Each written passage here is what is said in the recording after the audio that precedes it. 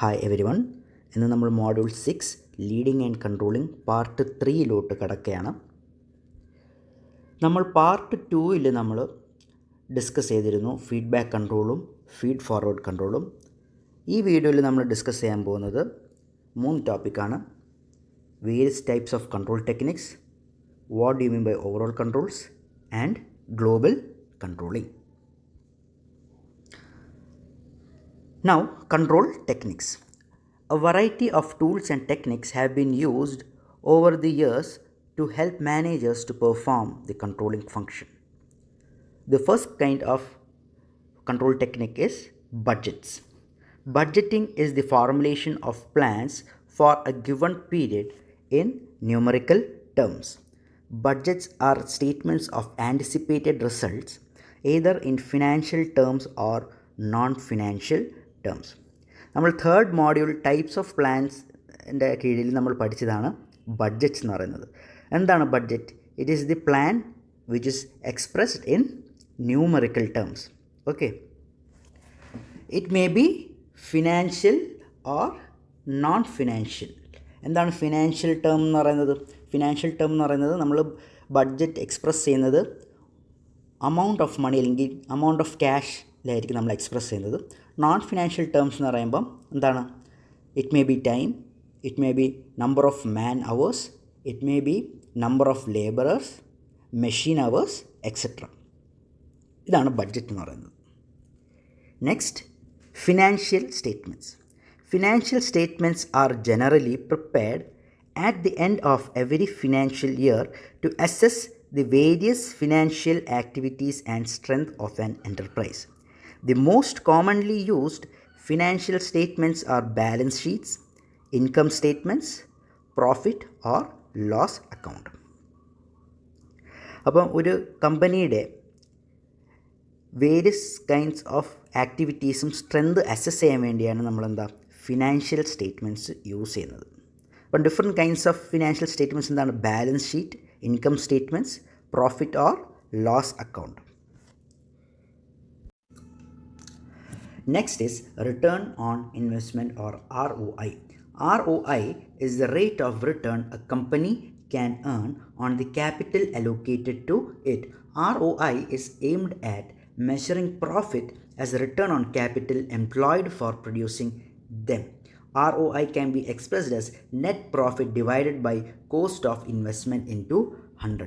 ഒരു ബിസിനസ്സിനെ ഇവാലുവേറ്റ് ചെയ്യാൻ വേണ്ടി ഏറ്റവും കോമൺ ആയിട്ട് യൂസ് ചെയ്യുന്ന ഒരു ടെക്നിക്കാണ് റിട്ടേൺ ഓൺ ഇൻവെസ്റ്റ്മെൻറ്റ് അല്ലെങ്കിൽ ROI എന്ന് പറയുന്നത്. ഓക്കെ, ഫോർ എക്സാമ്പിൾ ഒരു ബിസിനസ്സിൻ്റെ കോസ്റ്റ് ഓഫ് ഇൻവെസ്റ്റ്മെൻറ്റ് എന്ന് പറയുന്നത് 1 crore ആണ്.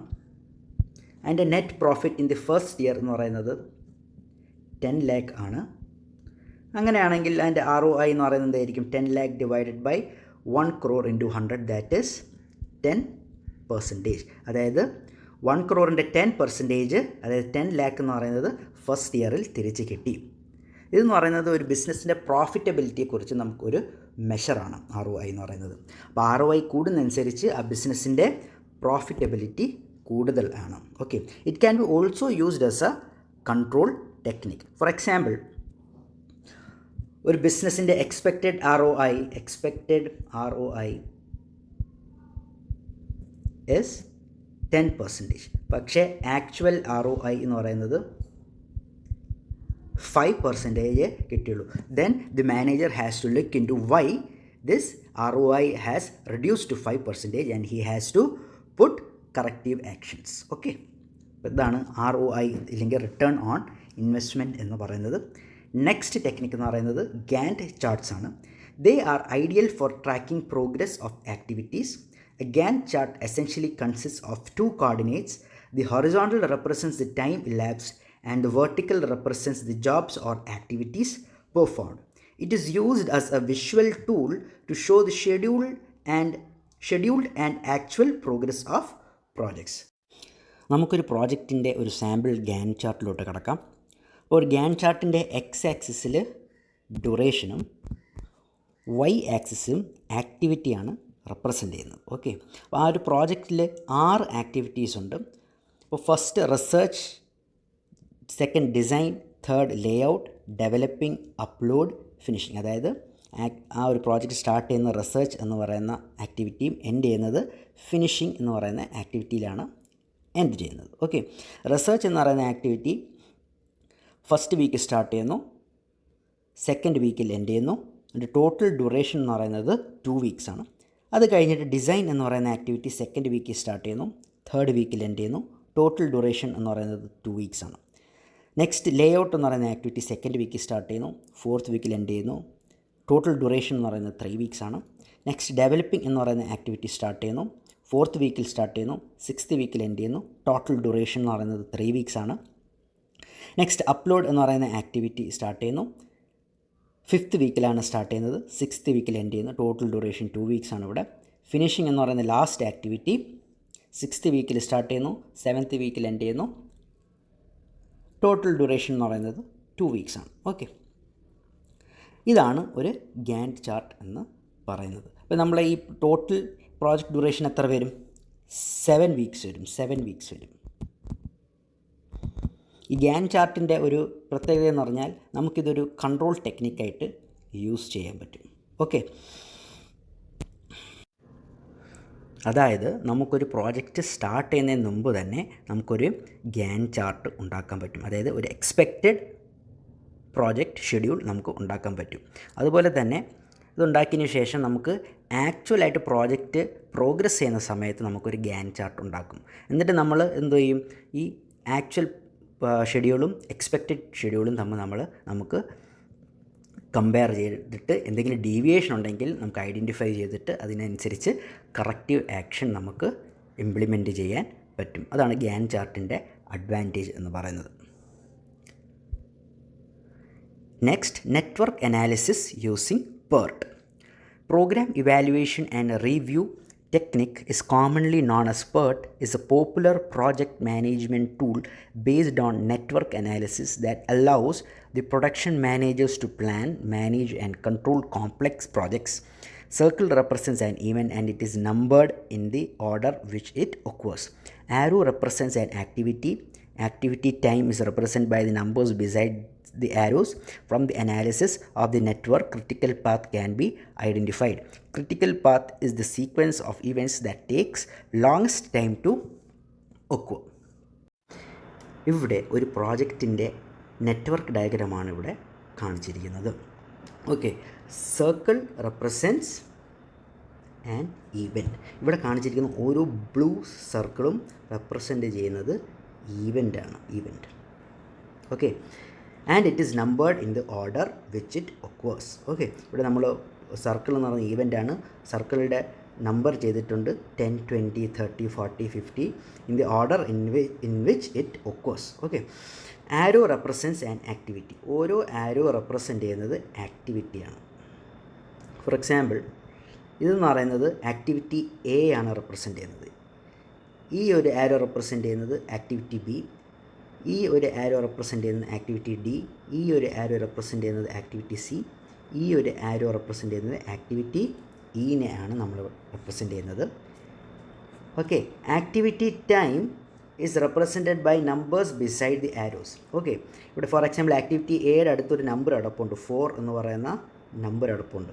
ഓക്കെ, അത് റെപ്രസെൻറ്റ് ചെയ്യുന്നത് activity A takes 4 days to occur, അല്ലെങ്കിൽ 4 hours to occur. Activity B takes 2 days to occur. Activity C takes 5 days to occur. Activity D takes 3 days to occur. Activity E takes 6 days to occur. ഇതാണ് എന്താ ഒരു network diagram represent ചെയ്യുന്നത്. പിന്നെ next എന്താ, from the analysis of the network critical path can be identified. Critical path is the sequence of events that takes the longest time to occur. അപ്പോൾ നമ്മൾ network diagram എല്ലാം വരച്ചതിന് ശേഷം നമ്മൾ network ഡയഗ്രത്തിനെ നമ്മൾ analyse ചെയ്യും. എന്തിനാണ് അനലൈസ് ചെയ്യുന്നത്? ക്രിട്ടിക്കൽ പാത്ത് കണ്ടുപിടിക്കണം നെറ്റ്വർക്കിൻ്റെ. ഫോർ എക്സാമ്പിൾ, ഈ ഒരു നെറ്റ്വർക്കിന് 2 പാത്താണുള്ളത്. ഒന്ന് ഈ പാത്തും, അതായത് 10, 20, 40, 50 എന്ന് പറയുന്ന പാത്തും, അതുപോലെ ഈ പാത്തും, അതായത് 10, 30, 40, 50 എന്ന് പറയുന്ന പാത്താണ് ഉള്ളത്. അപ്പോൾ നമ്മൾ ഫസ്റ്റ് പാത്ത് എടുത്തു കഴിഞ്ഞാൽ ടോട്ടൽ ഡേയ്സ് എത്ര എടുക്കും?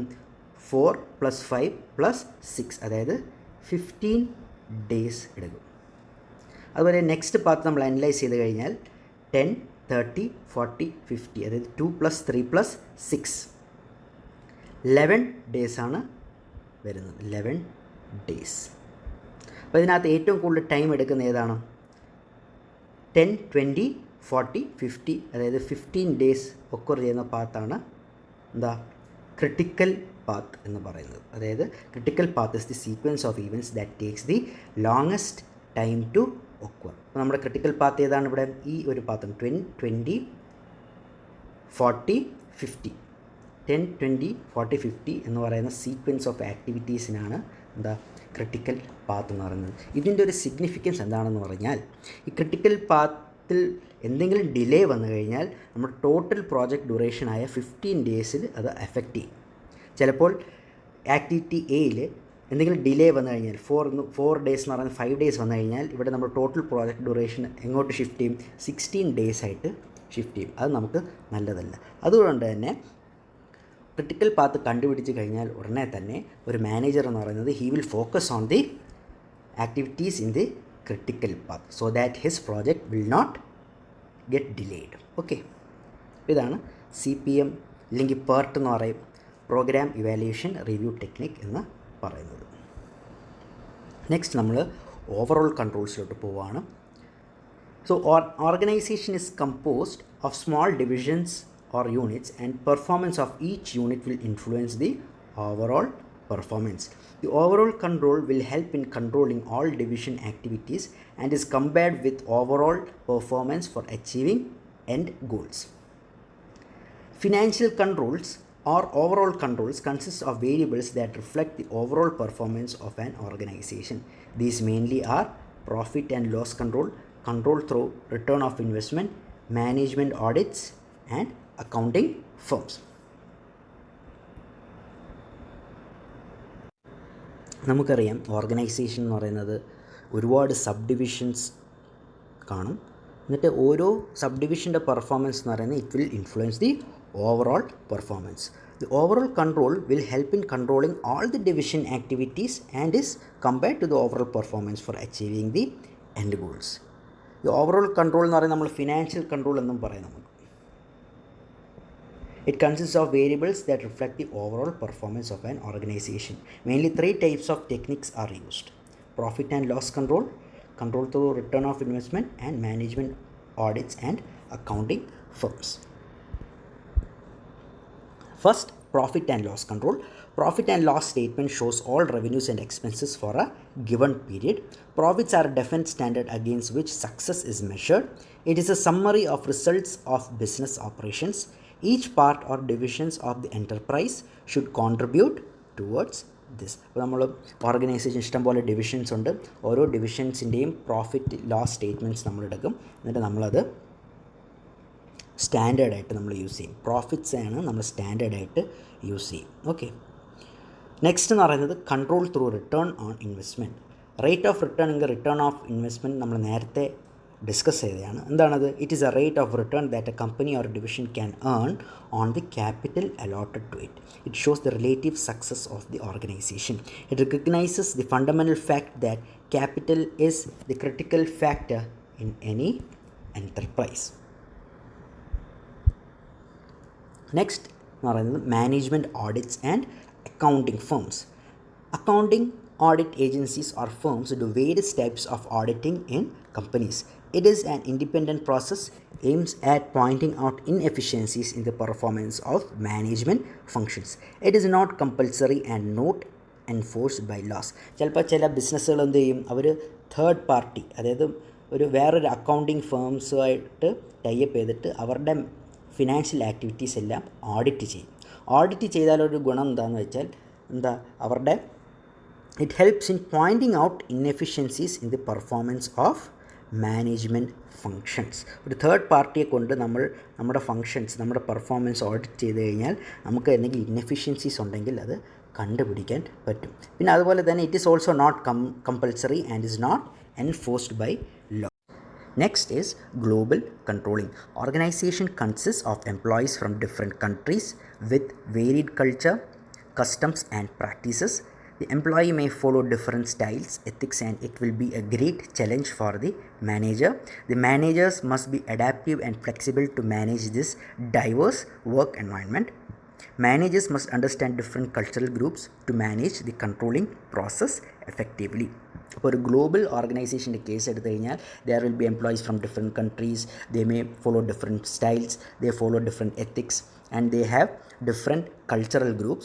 So a manager must be adaptive and flexible to manage or control this environment. അപ്പോൾ ഈ ഒരു ആസ്പെക്റ്റിനെയാണ് നമ്മൾ ഗ്ലോബൽ കൺട്രോളിംഗ് എന്ന് പറയുന്നത്.